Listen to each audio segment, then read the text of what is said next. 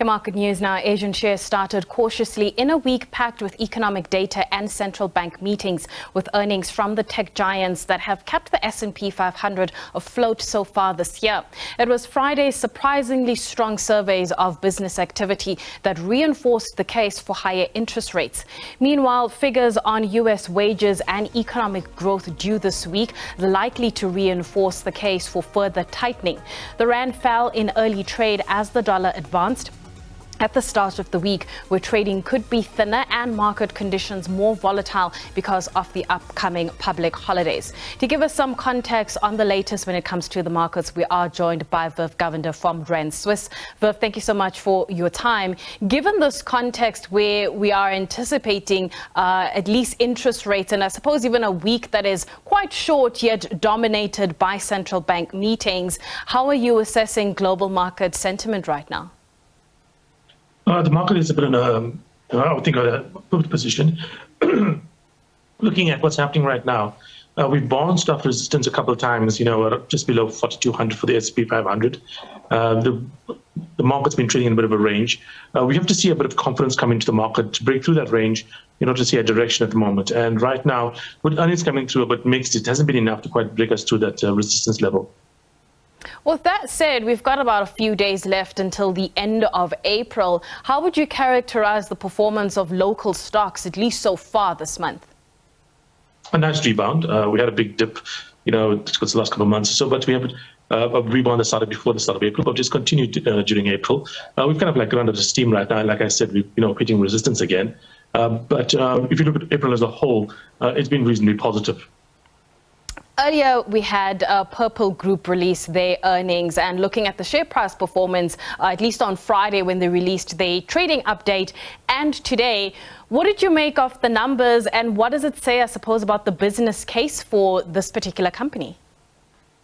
Yeah, look, they are adding more customers, so that's obviously a positive coming through. But on the other hand, their costs have increased as well due to the expansion that they are undergoing. Look, it's an interesting model they have, and I think it's a model that's probably beneficial to the world as a whole and to the country as a whole.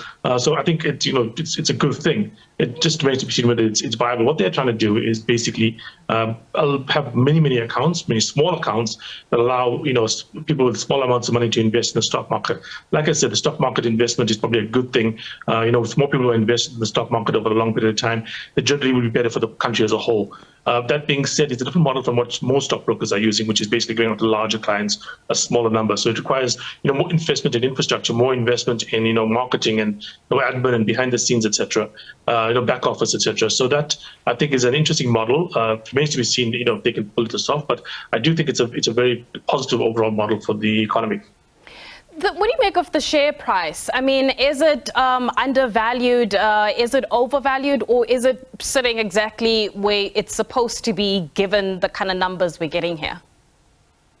Yeah, look, you're trying out new models. The market is down, or the stock is down to about 2/3. So basically, if you had it to 100, it's down to 33, percentage-wise. So at the peak, I think it was closer to about, what was it? Over 300, and right now it's sitting at about 115. So it's down 2/3, like I said. Look, like I said, this is a different business model. It's an unusual business model in the South African climate. What they are trying to do is a little different than what most people in this industry are doing at the moment. And so that's a little higher level of risk, and that obviously does come along with, you demand a higher return for it. The fact that they're in a bit of a loss-making situation for the last period does indicate that, at the moment they're more into the expansion phase.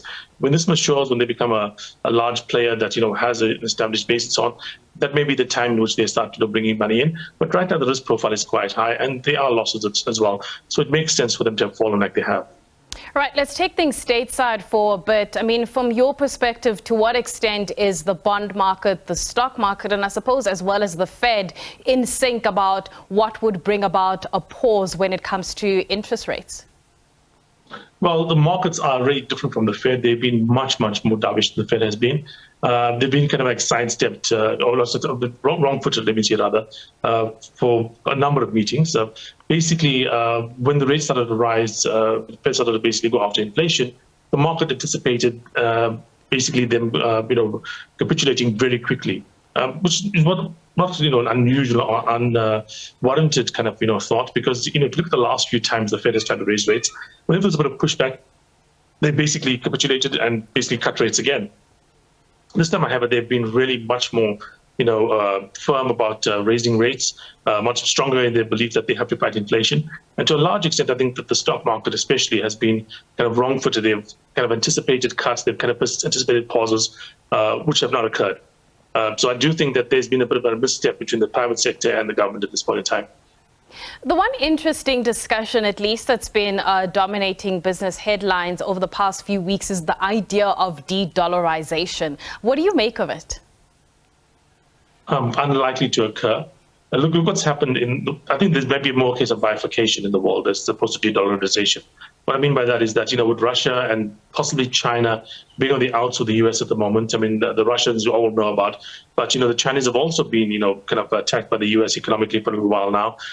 The banning of the export of, chips as well as chip-making equipment to Chinese, computer chips are the kind of lifeblood of the current global economy. That means that the Chinese also are seeing what's happening in Russia might happen to them, and that's why they're moving towards this de-dollarization. They're bringing in places like, for instance, Saudi Arabia and so on in on it. That being said, I don't think that you're going to find like Western Europe. I don't think you're going to find much of the West basically moving towards the new BRICS currency, even though there has been moves by Europe to basically look at it. I think the dollar still remains the strongest currency in the world. Will probably still be the medium of exchange for most of international transactions. And the example I'd give you is the UK pound. Well, after the UK was the world's strongest economy, they were not the strongest economy anymore. They basically were still a very big player, if not a dominant player in the global currency markets. It took a couple of world wars before they effectively totally lost that cachet. So even if the US basically is equal to China, I think follows slightly below China in terms of the global economy, I think the US dollar is still going to play a very important, if not dominant part in the global financial system. With that said, as we're about to wrap up, I mean, in an environment like this, when your clients call you, what are they concerned about? Look, they're concerned about a number of factors. Of course, there's the turbulent market as well. But when I talk to clients, I always say to them, at this point in time, it's, historically, these ups and downs go on all the time. You look at the East Asian crisis happened in the late 1990s. At that time, you might be thinking, hey, this is a massive financial crisis. There's problems, blah, blah, blah. But if you looked at that time in investment history, that was the time to get into the stock market, because you're looking at in the dot-com. Of course, there was a bust to happen a couple of years later, but you had a great opportunity to find great companies because technology was always moving forward. And whenever there's a technological burst like we're having right now with AI, for instance, you want to be investing even if there are temporary cyclical issues, because the structural changes that will happen with technology in the long term are going to more than overwhelm anything. So be patient, buy good quality stocks, look to the future, look to the companies that you think are going to grow in the future, and kind of to a certain extent ignore the 1 or 2 year blips that happen in the stock market at the moment. Viv, let's leave it there. Thank you so much for your time. That is Viv Govender from Rand Swiss. And tomorrow we are expecting tech earnings from the likes of Microsoft as well as Alphabet's first quarter earnings, and those will come out after the US market has closed. That is it from me. We're going to take a break. When we come back, we'll have more news for you.